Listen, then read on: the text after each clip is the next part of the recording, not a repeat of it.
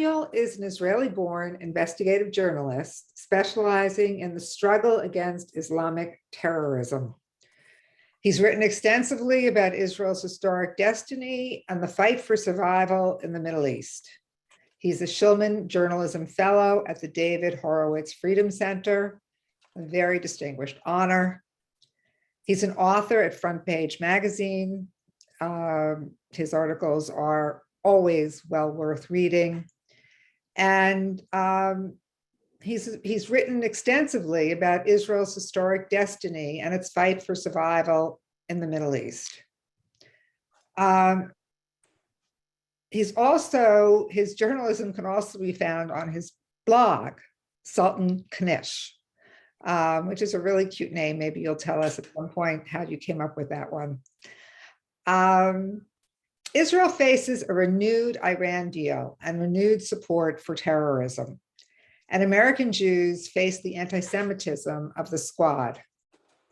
How can American Jews and Israel survive and thrive in the face of growing threats of annihilation and hatred?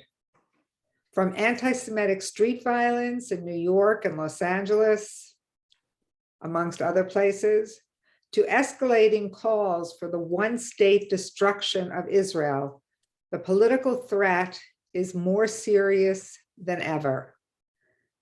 But the Abraham Accords and new political alliances also offer more possibilities than ever.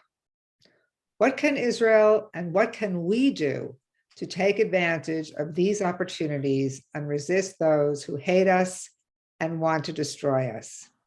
So again, thank you for being here to hear Daniel. Thank you for being here to support AFSI. And we will now hand it over to Daniel Greenfield. Thank you, Judy. Thank you everyone for joining us. The work of AFSI is really important. I was volunteering with AFSI back in the day as a teenager. That was quite a while back. It was this little small office. And we were on the side of that office. And I remember one time there was a volunteer who got her key stuck in there and I had to get the door down, which I did at the time. But this was all quite a while back and I was a whole lot younger and there was less gray in my hair back in the day. But I think we were all a lot younger back then. Anyway, I would love to be speaking with you in person and addressing you in person, but there's a certain history to that because for so long, the Jews had longed for Israel from a distance. We looked toward Israel from afar, and that's reflected obviously in Hatikva. It's reflected in so much of the poetry written about Israel.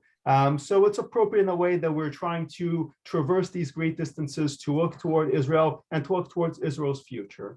Now, speaking of great distances, there's a great distance between Taiwan, between the Ukraine, and between Israel and Iran. Yet at the same time, these three great crises that are consuming the world order are connected. They're very much linked to each other.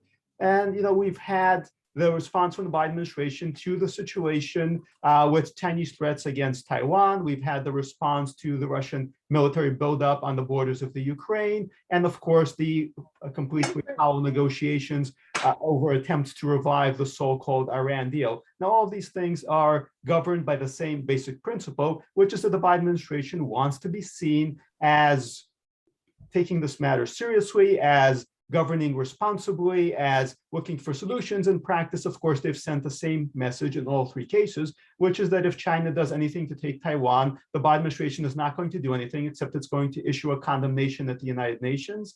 And beyond that, it's going to offer no military support to Taiwan. Much the same situation is the case in the Ukraine, where the Biden administration is talking tough. There can be terrible consequences for Russia, but at the same time, they're making it very clear that those consequences are not going to involve a military response by the United States. They're not even going to involve any sanctions on Russia's Nord Stream 2 project. And when it comes to Iran, obviously the same exact thing abides. We've been playing this game for decades now with Iran ramping up toward a nuclear program, and various administrations, the Biden administration is the latest of these administrations, playing the game of pretending to take it very seriously and having a plan to stop it, when in practice, of course, it's preparing the ground actually for being able to say Iran will have nuclear weapons we can't do anything about it. It's really the fault of the Trump administration for exiting the Iran deal. It's the fault of Israel for opposing the Iran deal. If they'd let us keep the Iran deal, Iran would not have nuclear weapons. In practice, of course, even Obama admitted that zero day was coming, that Iran was going to have nuclear weapons. At the end of this deal, in practice, of course, Iran was going to have nuclear weapons even before the end of this deal. So the bottom line is that the one common denominator is that the Biden administration, like previous administrations, is not actually going to do anything to stop aggression by these powers, whether it's Iran, whether it's Russia, whether it's China. It's not going to stop an Iranian nuclear weapons program. What was the actual goal of these various negotiations? What's the goal of these current attempts in Vienna to pretend to revive the Iranian nuclear deal? The common denominator was not to actually stop Iran. It was to achieve two things. First of all, maintain the perception that the United States is a world power, that it is on top of these things. And the administration is very much focused on maintaining this perception, on maintaining the perception of American power, not the reality.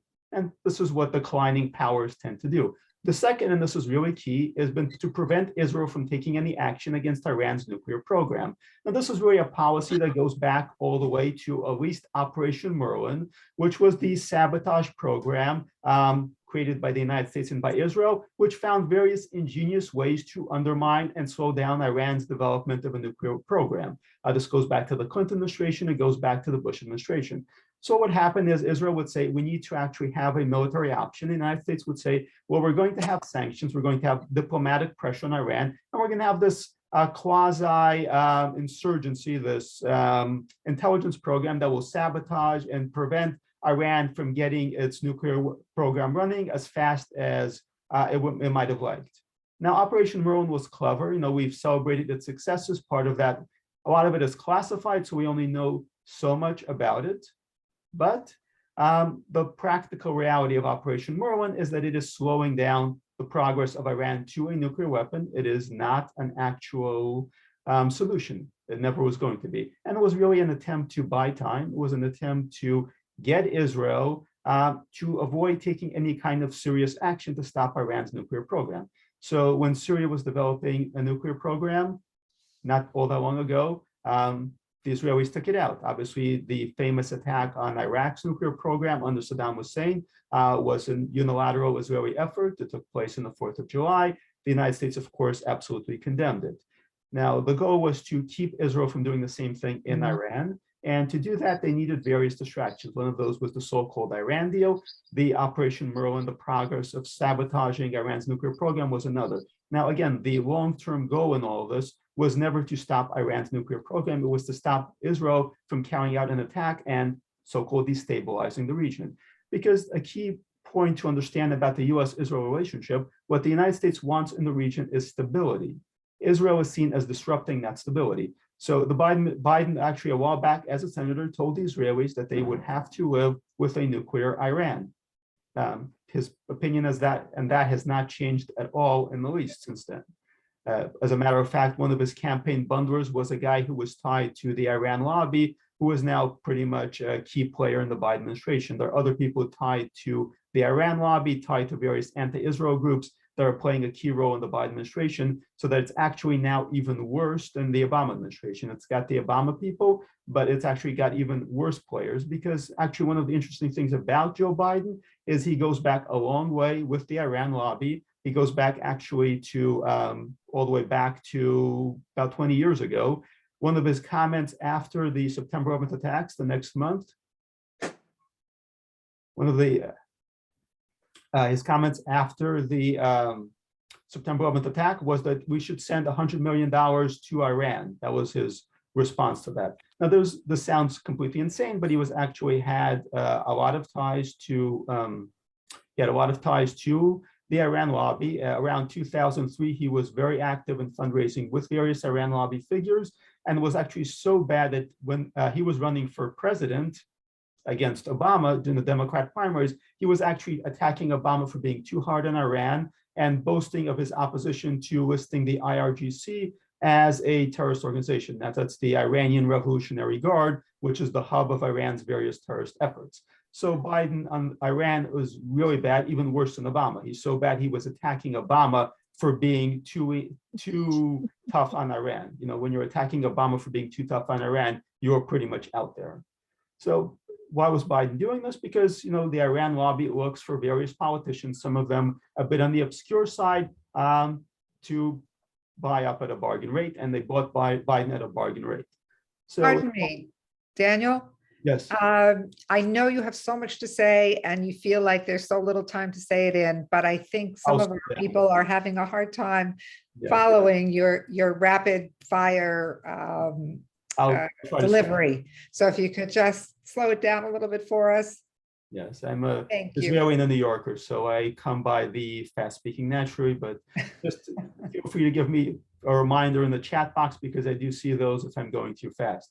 Usually my wife is sitting in the audience and she's going, slow down, slow down. Okay. Feel free to step into that role. And in the case, Biden administration has had, Joe Biden has had ties to the Iran lobby going back for a while. So as a result, obviously Israel should not expect anything good from the Biden administration, but even beyond the Biden administration, the bottom line is the United States is invested in stability. It is not going to significantly do anything that will alter that stability. It opposes Iran's nuclear program because it destabilizes the region, but it also opposes Israeli efforts to take out that nuclear program because it would destabilize the region. What the United States wants, as mentioned, is two things. One of those is to maintain regional stability, which is going to keep the oil flowing. And the second one, just to comment on what's going on in the chat. So when I speak in New York, much of the time people tell me my pace is too slow. When I speak in Florida, I'm speaking too fast. So I'm going to try to just kind of be in between New York and Florida. I think that would take me to maybe Pennsylvania, Charlotte, I'm not sure. Any case. Sounds good. Okay. In any case, the United States wants to keep oil flowing. It wants to avoid being drawn into any kind of Middle Eastern conflict. That's especially true of the Biden administration. Now, one of the good things about the Biden administration, there aren't many good things, but this is one of those few good things from the Biden administration, is that it is much less invested in foreign policy. Foreign policy very much takes a back seat, and whatever political capital they're focused on is now split between the situation with China, the situation with Russia. Israel is very much a backseat. Now, under the Obama administration, John Kerry was very much obsessed with Israel. He had a lot of investment in that. Blinken is just a weak figure. He's low status within the administration. And there was also a particular political moment that brought Obama to power and a particular political moment that brought Biden to power. Now, Obama was powered by Democrat opposition to the Iraq war. So he was very much focused on on international and foreign policy on the Middle East. That was a challenge. I do see what you guys are saying. The focus there was on foreign policy because Obama came to power because of the Iraq war. There was this backlash to the Iraq war. That was what Democrats were focused on. They were less focused on domestic policy. They were very focused on situation in the Middle East. With the Biden administration, there is a very different situation because the Biden administration, the wave behind the Biden administration was Black Lives Matter, which is obviously an anti-Semitic, anti-Israel organization, but it's focused on domestic policy. So the Biden administration focused on things like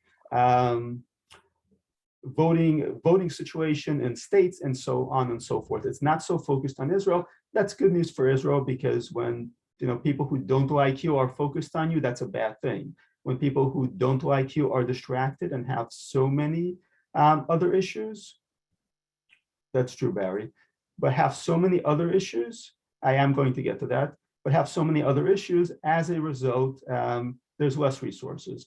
So Israel has more freedom of action. One of the tells for that was that the Biden administration was obsessed with putting a consulate to the PLO in Yerushalayim, in Jerusalem, but they've now paused that because just there's so much else going on. They're still committed to this. Biden absolutely wants to do this, despite the fact that President Trump moved the consulate based on an act that was actually co-sponsored by Biden. I mean, I'm sure all of you know this. The bottom line is, though, that there's so much going on, so many distractions, that this initiative, which would have actually laid claim to Jerusalem for the PLO, which had absolutely no logical basis, which was opposed by Israel, they had to stop it right now because so much else is going on. So And this is a theme I'm going to return to in the talk. When you have instability, when you have larger instability in the region, in the world, in the United States, that can actually be a net benefit, because when you have an administration that is anti-Israel, its various efforts, its various projects are going to be slowed down by dealing with this crisis. Now, the bigger picture, though, is that no administration was actually going to stop Iran's nuclear program, because, as mentioned, the goal of Iran's the goal of the United States in the region is to keep the oil flowing and to avoid the need for any kind of military intervention, which means that if anybody's going to stop the nuclear weapons program, it's likely going to be Israel. I mean, the unspoken basis for the Abraham Accords was that the various Arab powers in the region, the Arab oil kingdoms, took a look at this. They took a look at the situation with the Obama administration. They saw the rising instability, and they decided that it was actually better to form some kind of relationship with Israel as a hedge against the instability. But if you're actually paying attention to what some of these players are doing, the UAE, the Saudis, they're actually also maintaining back channels to Iran, or in some cases, they're actually making more prominent visits to Iran and Qatar, because it looks like Qatar, which is very much pro-Iran, is in the driver's seat. It's certainly in the driver's seat in the United States, where they shape much of our foreign policy and messaging through Al Jazeera and the Washington Post and Brookings, which they pretty much own. And some Brookings people who went through Brookings Doha have key roles in the Biden administration, particularly in shaping policy on Israel. So you've got the players in the Abraham Accords, and now everybody is very thrilled about what's going on, and it is very impressive to see Israeli leaders actually make diplomatic visits to Arab countries. That's something we can get to as well, Barbara. I will try to cover as much ground as I can while speaking as slowly as I can.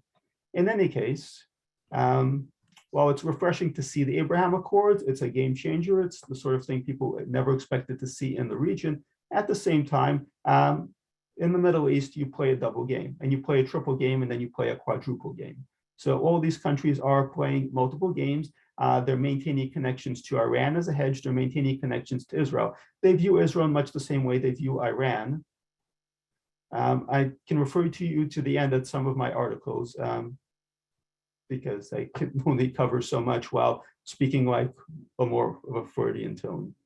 I'm going to try to actually maybe put together some resources at the end that can be put into an email that maybe can be sent out to sessions participants that would just cover a lot of the facts, because I'm trying to do a kind of a big picture overview, and I've got about another half hour in which to do it. I do appreciate your comments. I absolutely appreciate your interest. I am monitoring it. Anyway, getting back to things. So the Abraham Accords is very impressive. It's very refreshing, but at the same time, it's important to remember that all of these things are very tenuous in the region. It's very much a game of the enemy of my enemy is my friend until he's my enemy, and then I stab him in the back. That's just the game. Consider how much Israel had relied on Jordan and expected Jordan not to attack it during the Six-Day War, only to discover that when given an opportunity, of course, Jordan attacked Israel. This, of course, enabled us to liberate Jerusalem, but at the same time, the basic reality is you should expect to be stabbed in the back. No matter how much you do for one of these countries, you should expect to be stabbed in the back by them. That's just the reality of it. They're allying with Israel on a temporary basis because the Bush administration decided to go into Iraq against their advice. The result was that Iran was empowered to grow this kind of huge bloc. There's still a battle over Iraq, with Iran increasingly developing a death grip on Iraq, developing a death grip on Lebanon. It's building power in Yemen. By the way, one of the things that the Biden administration did was drop sanctions on the Houthis, whose motto is death to America, death to Israel, a curse upon the Jews. So this is very much a pro-Iran administration. Let's have no illusions on that score. So Iran began building this power bloc, and then the Obama administration came in, and they had this vision of a new Middle East with Islamist democracies that would take over. And at that point, the Arab oil kingdoms panicked, and they said, okay, we need alternatives because the United States is crazy and destructive. We need alternatives to this. And as a result, you have the development of the Abraham Accords. The Trump administration obviously helped develop that, but at the same time, this was a reaction to their own interests. And they're always going to play multiple games. So Israelis and Jews who are looking at the Abraham Accords and saying, this is the solution, this is a new Middle East, not so fast. It's a change, it's a sea change, but it can change back just as quickly. In the Middle East, in the Arab world, there are no long-term alliances. There are only short-term alliances. There are hudnas. There are interest pacts. That's just the basic reality of it. Now, really the root of the Abraham Accords in a way goes back to the root of Israel's relationship with the United States, which goes back to the Kennedy administration. I know there's this mythology about the Truman administration. The Truman administration was actually anti-Israel. It put an arms embargo on Israel, but Truman very much wanted the credit for creating Israel, as he put it, for being the new Cyrus once Israel actually existed. In practice, the Truman administration believed that the Israelis would try to fight for independence. They would be crushed by the Arab armies, which made sense if you're looking at this from a geopolitical standpoint. There were all these Arab armies, and Israel was alone. I was reading about the siege of Kibbutz Yad Mordechai recently, and it's a heroic story, but nobody from Washington, D.C. was anticipating that a few people with guns, a few farmers with guns would be able to hold off armored cars and fully trained Arab armies. So this was very much a miracle. It was incredible. It was a tribute to the incredible courage of the Jews, some of whom were actually fresh from the Holocaust, who put up this kind of fight. But the Truman administration was not expecting Israel to survive. The Kennedy administration began actually building a relationship with Israel. The Eisenhower administration was very much anti-Israel. They actually met with American Jewish leaders and told them that they would, if Israel didn't do X, Y, and Z, they would actually cut off aid by Jews, not by the United States, but by American Jews. It would prevent American Jews from sending money to Israel. The Kennedy administration, however, began building a relationship with Israel. Why was that? Was it because JFK was a very liberal, tolerant guy? No. So the Soviet Union actually got into the Middle East in a big way, and you had the rise of these Arab socialist regimes in Egypt, in Syria, elsewhere. And the United States had this relationship with the Arab oil kingdoms, with the Saudis primarily, and the United States began panicking because the Soviet Union was building this power base in the region. As a result, the United States turned to Israel. So there's a kind of historic analogy there where the United States needed Israel. Now, the Saudis and the various other Arab world kingdoms did not need Israel. They hated Israel, and they were actually the backbone of the anti-Israel lobby. Much of the so-called anti-Zionism that you see in America has two origins. One is obviously the left, particularly the communist Marxist left. And the other one, yes, it did. That's completely correct, Eva. The Sinai campaign proved how much the Eisenhower administration was anti-Israel. They would bend over backward. And they actually even Eisenhower threatened to wreck the British economy if they did not pull out of Egypt. And later on, he called this his worst foreign policy mistake, which during the Cold War is really saying something. So, later on, he realized this was a disaster, but it happened because the Eisenhower administration was stacked with these oil lobby people who were absolutely anti-Israel. That's still to some degree the case. If you look at the Bush administration, Bush 1, Bush 2, people like Condoleezza Rice, there's a lot of admiration for Condoleezza Rice. No, Condoleezza Rice has an oil tanker named after her. She is militantly anti-Israel. Anybody connected to Exxon is going to be very much anti-Israel because these people are in the Arab oil kingdom lobby. So the Arab oil kingdoms had this strange relationship because on the one hand, the US under the Kennedy administration began building a relationship with Israel. On the other hand, they had this relationship with the Arab oil kingdoms, and these hated Israel. So it was a very bad marriage, and this continued on. You have the AWACS thing during the Reagan administration. So the Abraham Accords, in theory, make shalom between the two partners of the United States. In practice, though, it is a very tenuous alliance created by a situation where actually it's the United States that is coming apart. And so it's like these two children, so to speak, the two stepchildren of the administration are now coming together and going, okay, Big Daddy is coming apart, he's going crazy. What do we do to kind of stabilize the situation? That's true, Charles. So the Abraham Accords is nice, but in a way it kind of maintains the geopolitical situation that was created originally back in the day, which was a marriage of necessity. And this is important to recognize. Americans and Israelis, as individuals, as people, I was just in New Orleans, I was talking to all these people who are very Southern, and they have an emotional connection to Israel. In Foggy Bottom in Washington, D.C., there's no emotional connection. It's very much a matter of political interest. It's a matter of how do we keep the oil flowing? How do we stabilize the region? And also one of the after effects of the 1956 war, the Suez situation, was that the United States said, we need to build a closer relationship with Israel to prevent it from doing things like that. And this is really what the basis of the US-Israel relationship is in a way, because we hear a lot about how much money, all the billions of dollars going to Israel, all the foreign aid that's going to Israel. Well, the vast majority of the stuff is really on the arms industry. Now let's understand what the US arms industry really is. What the US arms industry is a way to, yes, it's a way to bolster allies, but it is also a way to control them. So one of the neat features of American weapons, certainly modern American weapons, is first of all, it's sold on the razor blade system, or the, for those of you who have printers, the inkjet system, which is basically this. Yes, you get a very cheap printer, or you get a very cheap razor, but then you have to pay through the nose for the blades, and they control the supply of the blades. So there's always this talk of will the United States resupply Israel after this latest war? Because what the United States would do is it will give you the weapon system. Very true, Jeffrey. The United States will give you the weapon system, but then you need to actually use the weapon system. You need more supplies from the United States, which means the United States is able to say to Israel, to other countries, okay, you've conducted this war against Hamas for a week. Now we're telling you to stop. And that is how the game is played. Mindy, I see your question. I don't actually see your full question. So as a result, the other feature of American, certainly more advanced weapon systems, is that they can't be used against other systems. So advanced American jets and their weapon systems can't be used against other jets. They're going to recognize them as friends. Now, I imagine that the Israelis who are good at customizing weapons have workarounds there, but it's the basic concept of the so-called military-industrial complex, which is that we're giving you weapons in order to control what you do with those weapons, in order to control whether you go to war or not, which is, why dealing with the U.S. National defense industry is very much a trade-off. So when the United States is giving Israel billions of dollars in weapons and all that stuff, they're doing it in order to control what Israel does militarily.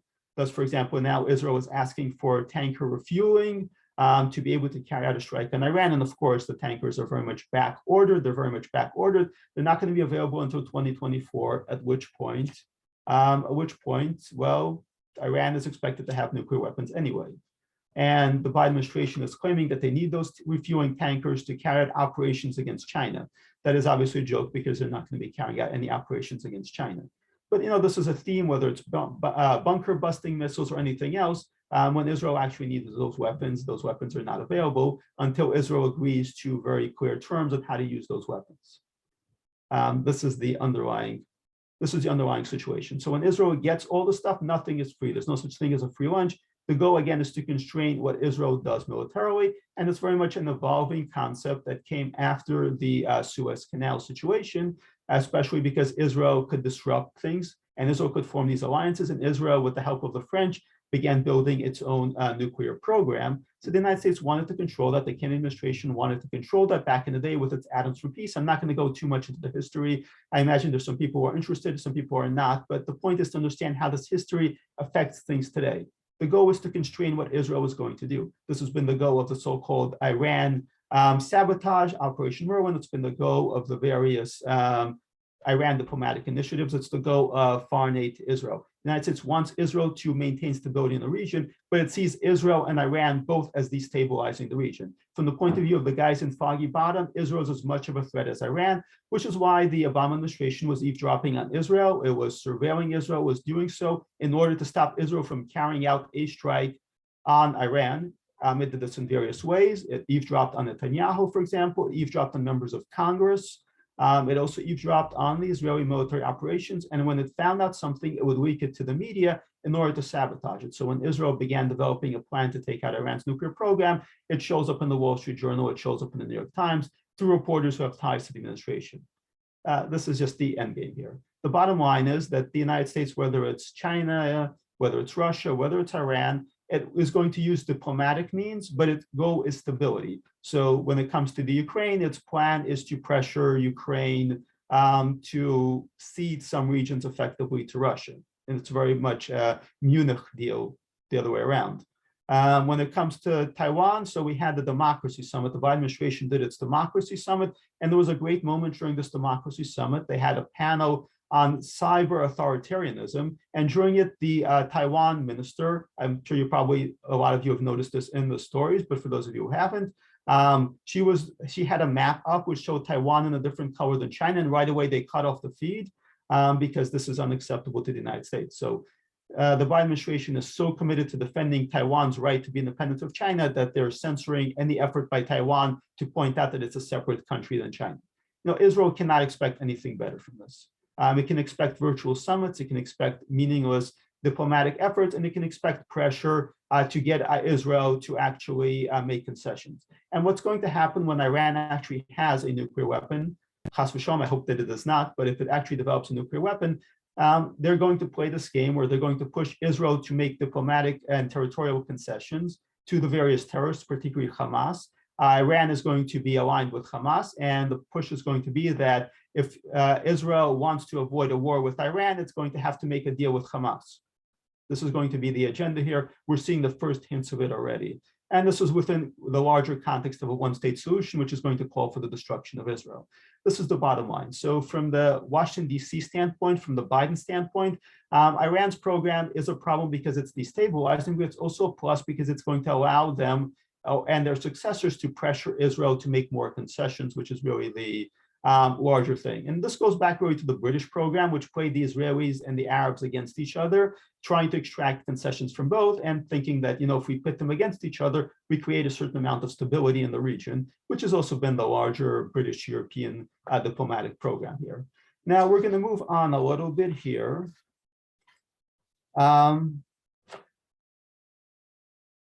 To the picture that got started with the Obama administration. Now, the Obama administration, like its predecessors, so Vivian, yes, I am going to get to that, but the bottom line is Israel is going to have to act unilaterally. They're going to have to act unilaterally. This was always the case. I mean, the idea that the United States was ever going to take out Iran's nuclear program, I think, was largely a fantasy. There might have been maybe a Republican, very conservative president, maybe somebody like Ted Cruz who might have done it. Maybe Trump might have done something, but I'm frankly a bit skeptical. And really, we tend to see that when somebody comes in, even Republicans who are very pro-Israel on the campaign trail, they come into the White House, their policy gets filtered through the bureaucracy to the National Security Council. And those people in the military establishment also very much shape what they do. So the idea that you're going to have this guy who is a great governor on the campaign trail, he's very pro-Israel. You've got somebody like George W. Bush. He seems to have an emotional connection to Israel. But once he gets in, he has to listen to all these people who have 1,000 good explanations for why this shouldn't be done. And the best you get from these guys like George W. Bush, when Olmert came in and said, we're going to do something about Syria, and George W. Bush basically said, okay, I'm not going to help you. I'm not going to do anything to support you. I'm just not really going to stop you. I think that's really the best you can expect from the United States in this kind of era. We might give you some weapons and we might kind of close our eyes to what you're going to do, but certainly don't expect the United States to do this for Israel. It's really not going to happen. That's an interesting topic. Maybe we can explore that in the Q&A, Murray. So now with the Republicans, they had this longstanding ties to the oil lobby. With the Democrats, it was somewhat different because they were starting to look at a changing situation. They had less of a tie to the oil lobby, and they began investing in this idea of the new order in the Middle East. Now, both of these worldviews was basically, let's create a bloc to create stability in the Middle East. Now, Carter came in, and Carter's vision for the Middle East was, we're going to create a green belt strategy. So the green belt strategy is what gave us the Taliban, because the Carter administration began supporting the Mujahideen in Afghanistan. It also gave us Iran as we know it today, because they were going to go out and support the Ayatollah. They were going to support the Islamists taking over in Iran. The Obama administration built on that in a very big way. The Clinton administration did its own thing, but I'm going to skip over that because it's less significant unless you're looking at Afghanistan. The Obama administration came in, and Obama had this big new Middle East concept in Cairo. We're going to build a relationship with the Muslim Brotherhood, with various Islamists. They're going to run for office, and they're going to create this new bloc of Islamic democracies in the Middle East. I don't need to belabor just how that turned out with the Arab Spring, but the basic idea was the same. They want stability. Both the Democrats and Republicans want stability. The Republicans are still kind of invested in the Arab kingdoms, though guys like McCain and Graham were also tied to the Muslim Brotherhood. But on the Democrat side, they're invested in these Islamist democracies. And that's going to include Hamas at some point because that's also Muslim Brotherhood. Hamas is an arm of the Muslim Brotherhood. So this crisis is about really the United States trying to create stability. And whether it's an Islamist bloc or a bloc of the oil kingdoms, that is bad for Israel, because when you've got a united Arab Islamic bloc, that's going to be pretty much a death sentence for Israel, or at the very least, it's going to mean multiple wars and attacks, because this bloc is going to try to squeeze out Israel because Israel does not fit into its vision for the region. This is just the reality of it. Now, Israel actually benefits paradoxically from instability. And this is something that's very important to recognize. This is where the United States and Israel's interests differ. The United States wants stability. It is a great power. It does not want to come down to the Middle East and say, come on, guys, behave. It wants its full of oil to continue uninterrupted.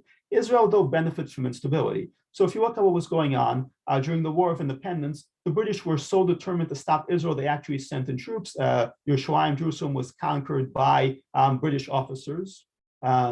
British warplanes at one point actually clashed with Israeli planes. Some of them were piloted actually by American Jewish and Canadian Jewish pilots. I believe a Canadian Jewish pilot actually took down a British pilot. And I believe Ezra Weitzman was actually participating in these aerial clashes between Israel and the British. Now, from now we get to the Suez Canal War, where instability in the Middle East caused by the Soviet Union actually gets the British and the French on the same side as Israel. This was a huge transformation. And then it gets the United States into a relationship with Israel. Now, the Abraham Accords, as I mentioned, the instability caused by the Bush and Obama administrations, get the Saudis and the UAE and some others on the same page as Israel. So Israel benefits from instability. When there's a single stable bloc in the region, this is very bad for Israel because those blocs can gang up on Israel and try to destroy it, as happened in the past. Now, when there's instability, Israel suddenly is able to get these new dance partners. It's able to form a relationship. And very crucially, they can't gang up on Israel. So Iran's nuclear program is obviously, I'm going to provide some inspiration toward the end, Cheryl. So Iran's nuclear program is, and I'm actually going to provide some of a positive note now, because Iran's nuclear program, yes, it is an existential threat to Israel, but frankly, so is Pakistan's nuclear program. So is any nuclear program in a Muslim country, because that filters down to terrorists eventually. But it is actually, Iran's nuclear program is also in a way a benefit to Israel because the Abraham Accords, these entire new arrangements would not exist without it. So when Iran creates instability in the region, that is actually a benefit for Israel, because when you have the various Arab and Islamic powers at odds with each other, that is good for Israel because some of them are now actually going to be fighting each other. They're going to be pushing and pulling against each other, and they're not going to be ganging up on Israel. And this is really important because really the big existential threat to Israel is a bloc that is big enough, that is united enough to come down on Israel. Nuclear weapons obviously are an existential threat to Israel. That's something that has to be dealt with the basic reality. Well, I think, Vivian, I think Israel is doing that to some degree. Anyway, when there's a division in the Middle East, when there's division for that matter among the world powers, as Vivian mentioned in chat, then there's actually opportunities for Israel to play the various sides against themselves and to find opportunities and advantages in these clashes. So Iran's rise is obviously a serious threat to Israel, but it is also an opportunity. This is the case with instability in the region in general. Israel has a different interest in the region than the United States does. Israel's interest is not for the oil to keep flowing. It is not. Nor as far as that's concerned, the so-called moderates. I don't know that there is a moderate Arab nation. Moderate really is an illusion. Certainly are the Saudis moderates? Is the UAE moderate? Is Egypt moderate? No, I mean, these countries are not moderate, but at the moment they have an interest in countering Iran. These countries are to some extent going to pursue their nuclear weapons program, especially if you think about the fact that Iran's nuclear program largely benefits from Pakistan's nuclear program, which benefits from North Korea's nuclear program. And as a result, Pakistan is governed by Sunni Islamists who have deep connections to Saudi Arabia. The Saudis really set up the Pakistani Islamists and created this entire situation in Pakistan and Afghanistan. But that's a whole lot of history that we don't need to focus on right now. I'm going to try to get through 40 minutes and actually cover everything I want to without speaking so quickly that you can't understand. In any case, As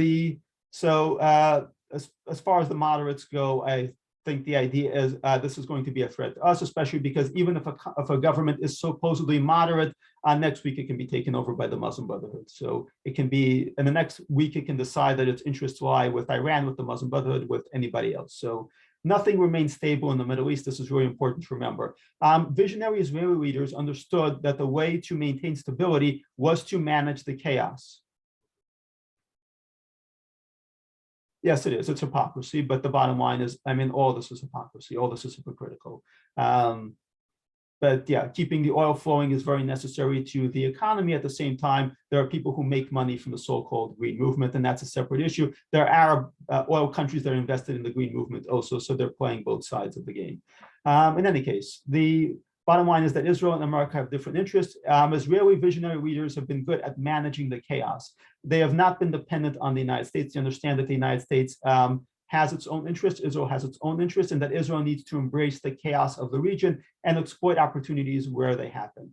And this is really the way we need to look at going forward, whether it's Israeli leaders, whether it's American Jews.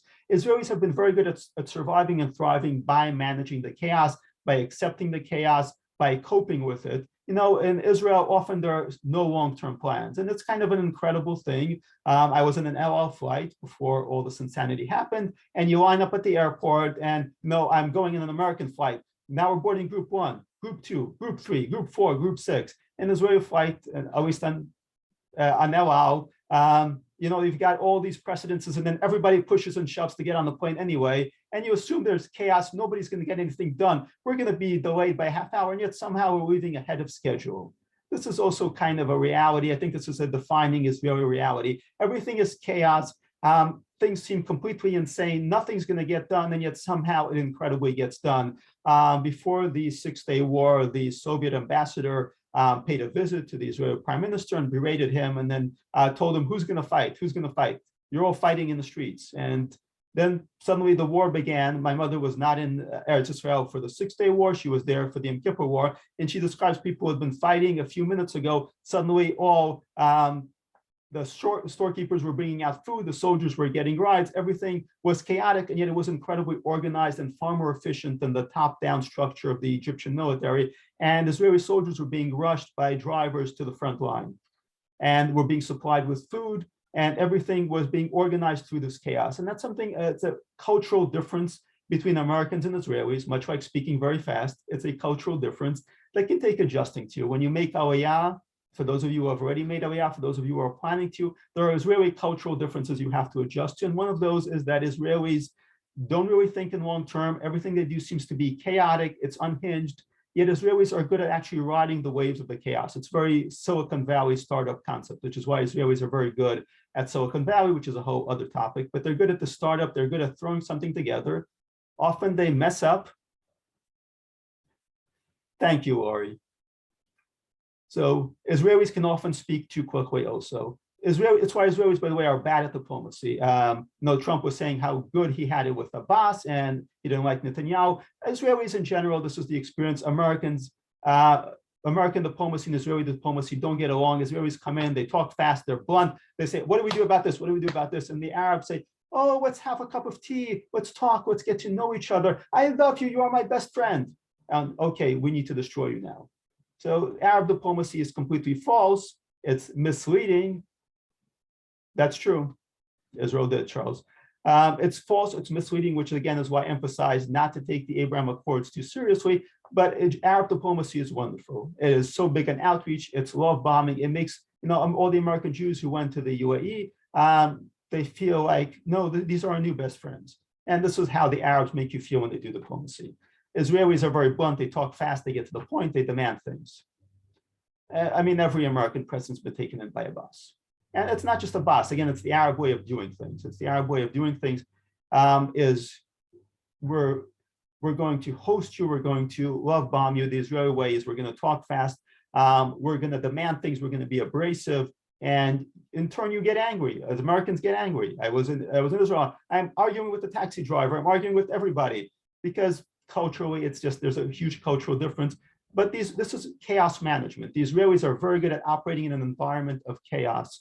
This has been Israel's strength all along. It's been really it's been a big part of why Israel is able to manage this. American Jews cannot manage this in the same way. And it's important to recognize that this cultural difference is very powerful. Since time is actually moving on, I'm going to actually cut a bit to the chase. I'm going to be a bit Israeli. I'm going to cut to the chase. And just kind of note for what I was saying beforehand, which is that America and Israel have different interests. The Democrats want to create an Islamist bloc. The Republicans want to create this kind of Arab oil kingdom bloc in the region. Israel is threatened by both of them. Right now, Israel is allied with the remnants of the oil bloc. But the bottom line is the Islamist bloc is still rising. The Muslim Brotherhood has a lot of sponsorship. Now, for American Jews, and I think this is what a lot of you do want to discuss, for American Jews, there is a huge conflict because there's been this incredible pressure on American Jews to disavow Israel, particularly liberal American Jews. And there's now a push for a one-state solution and this insistence that what Israel does, Ashanda for the gun, what Israel does is hurting American Jews, it's causing anti-Semitism. Now, this is obviously a big lie. If we look at what actually is the source of anti-Semitism, it's the same thing, whether it's in Israel, whether it's in America, whether it's in Europe, which is that there's a difference between the Jews as a minority and the majority. This is on a basic sociological level, the issue. That's true, Haya. It's a sociological issue, which is if you've got a majority and you're a minority, the majority is going to resent you. The majority is going to go, you're different than we are. This is really the source of the so-called anti-Zionism, anti-Semitism. The idea that Israel causes anti-Semitism, well, no, Israel is hated because of anti-Semitism. It's hated because Israel stands out, because it's exceptional. If you're a minority who performs very well, then you are going to be more hated. And if you stand out, then you're different. And differences do inspire hate. It's human nature. It's a basic kind of xenophobia. Now, there's been this ongoing pitch for the history of anti-Zionism to say that, if Israel was not around, this would not be a problem. George Soros, lovely Jewish boy back in the day, said that anti-Semitism is caused by Israel, anti-Semitic violence is caused by Israel. This is something we hear all the time. The National Endowment for the Humanities, a recent story I did, actually gave $250,000 to create a kind of 1619 project for Israel, a false history by anti-Israel historians, which is going to say that really Israel was never inevitable, Zionism was not actually needed. The Jews, the Sephardi, Mizrahi Jews in the Middle East, had the opportunity to absorb, adapt to Arab and Islamic societies, but that fell apart. And the basic idea is, if we launch a new effort with these Islamist democracies to integrate Jews, all the Jews in the Middle East can just integrate into these Arab and Muslim countries. Now, all of these three historians, neither one of them is Mizrahi, neither one of them is from the Arab world, which is, of course, why they can tell crazy lies like this. But this has really been the agenda all along. If you go back to Lenin's position on Zionism, which became the Soviet Union's position, which became the Marxist position, and became the leftist position in America, unfortunately, as the Democrats moved further to the left, they adopted this position, which is that the Jews are an artificial, unnatural people. The Jews are not an actual people. They're not like the Ukrainians, they're not like the Poles. The Jews were created because of religious reactionary ideas, because of economic pressure, and the Jews would be absorbed, they would join, they would become part of the Russian people, part of the local people. So this was the idea that they were working off. It's still the idea that they're working off now. The Jews are not an actual people. There was a book by Shlomo Sand, the radical anti-Israel leftist, the Jews as an invented people. And this is what the left really believes. It's what so many of the secular liberals believe, that the Jews are not really a people. They're not actually a nation. We're not a people who go back to Abraham, Yitzchak, and Yaakov, to Moshe, Aaron, and David. The stories, for a while, the archaeologists insisted that the stories of a Jewish kingdom in Israel, a Davidic kingdom, had been invented, so on and so forth. Every few months we get new revelations, new discoveries archaeologically in Israel that completely dismantles the idea that Jewish history is a myth. But this was the idea. You could go with the idea of the Kestra's 13th tribe, which is that the Jews were just really Europeans who began insisting that they were the ancient Jews. And this is very common. It's what Muslims claim. It's what various anti-Israel people claim, that the Jews are not actually the Jews. The Jews are not actually a real people. They claim this in different ways. There's the Marxist sociological position.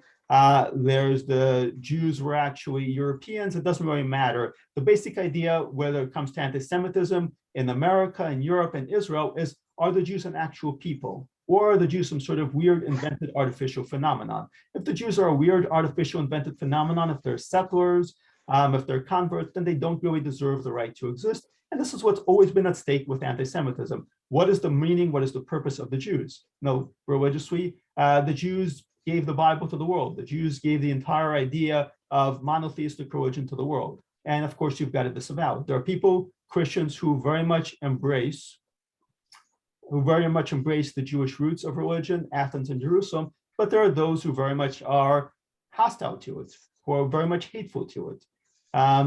Likewise, there are leftists who, from very early on, recognized that they would have to go after the Jews to go after Christianity. And that was a major source of anti-Semitism in the 19th century. These guys were attacking the Jews in order to attack the roots of Christianity. So you've got the Jews getting it from all sides, which is really Jewish history. The bottom line is, though, that anti-Semitism, opposition to Israel, they're both based on the same idea, which is the Jews are not a natural people. There's something unnatural. We're conspiring to take over the world. We were invented. We're not actually proper. We believe we're the chosen people and we want to run everything.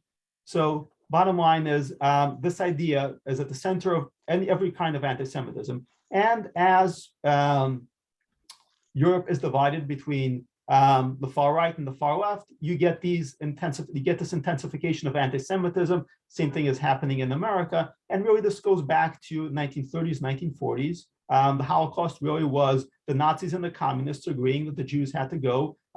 Hitler in the Holocaust obviously is front and center, but Stalin had his own Holocaust intended. The plan was, it was actually, those of you who know the history of Stalin's Purim, there was a plan that the beginning would be a doctor's plot, which would claim that the Jews had tried to poison Stalin. There would be anti-Semitic pogroms whipped up by the Soviet authorities. The Jews would then be deported for their own safety far to Siberia. A third of the Jews would be killed in the pogroms. A third of the Jews would die along the way. A third of the Jews would die in the Siberian gulags. Now, Stalin died on Purim, which prevented this whole Holocaust from taking place. That said, both on the far left and the far right, there was a final solution intended for the Jews. On the Nazi side and on the Soviet side, there was an intention of the Jews have to be wiped out. If the Jews, on the Soviet side, it was those Jews who would not assimilate, those Jews who would not blend in, would have to be destroyed.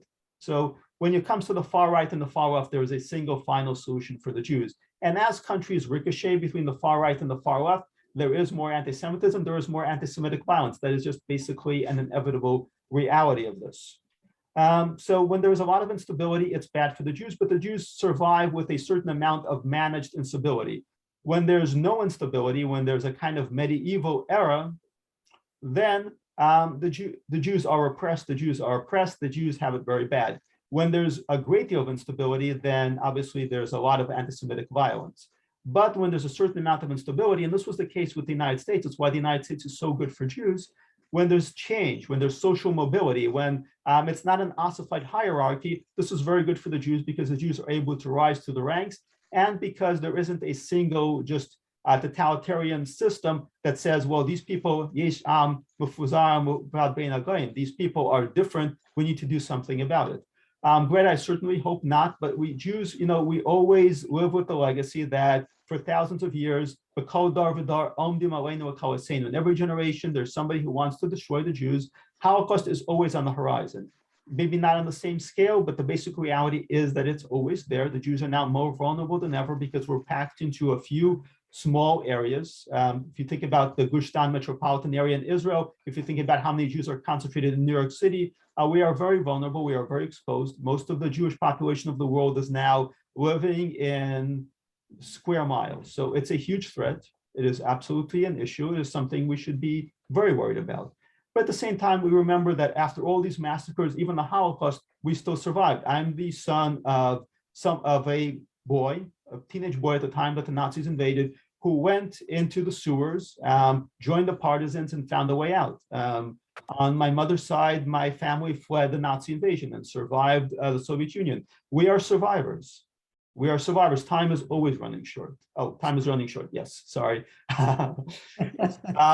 Okay, I'm going to try to wrap up then. As a result, as American Jews, as Israeli Jews, as Jews, period, we need to learn to be comfortable with instability, to be comfortable with chaos. We've gotten very comfortable in our role in the United States. The basic reality, though, is we need to be able to be comfortable with chaos and instability, because the basic reality is we don't have a choice.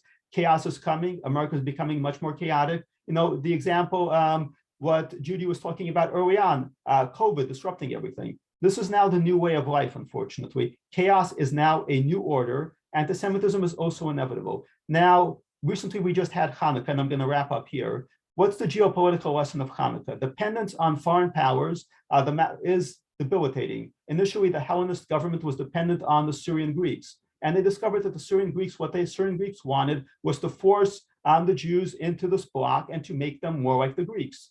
And the Maccabees rebelled.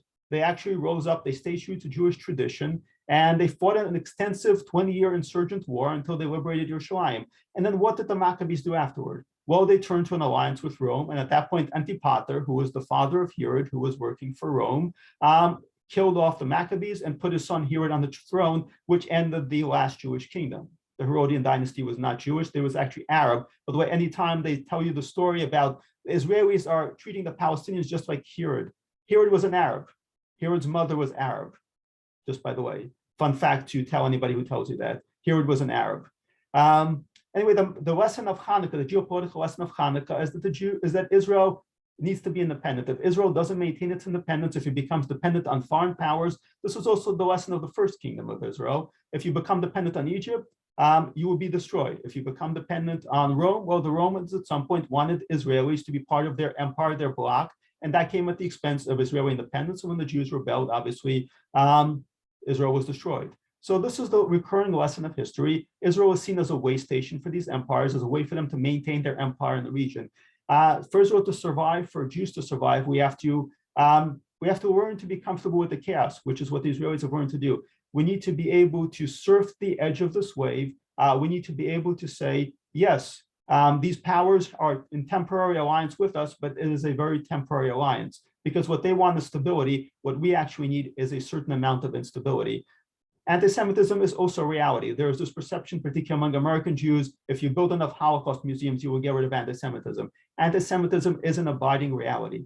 Part of living in the Middle East, or in the world, frankly, is understanding that chaos is an abiding reality, that you will be hated, that there will be attempts to destroy you, and that you will go on, that you will need to manage and live with this chaos, that there is no permanent solution, that even if Israel destroys Iran's nuclear program tomorrow, it will probably be reborn. The basic reality is the threat is ongoing. But kol davar dar, in every generation, there is a threat. In every generation, there is an ongoing campaign to kill us. We need to be able to survive and deal with that. The question is, how do we do that internally, in here?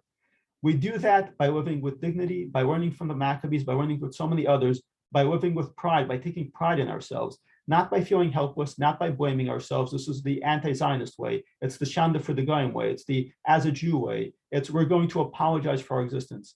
The Begin way was never apologize for our existence, to stand tall, to be proud, to understand that, yes, they may kill us, but we will do it with pride, we will do it with dignity, we will do it by loving ourselves, loving our country, loving our fellow Jews. We will do it by standing tall, and we will do it by taking pride in what we have. Thank you so much for listening. I look forward to all your questions. Hopefully we have time for questions. Thank you so much, Daniel. I think as we went along, you answered many of the questions. I wasn't really able to keep track of which ones you answered and which ones you didn't. I think there were a few. I know Mindy asked a question about the holdup on the F-46s, and some other issues that the United States is not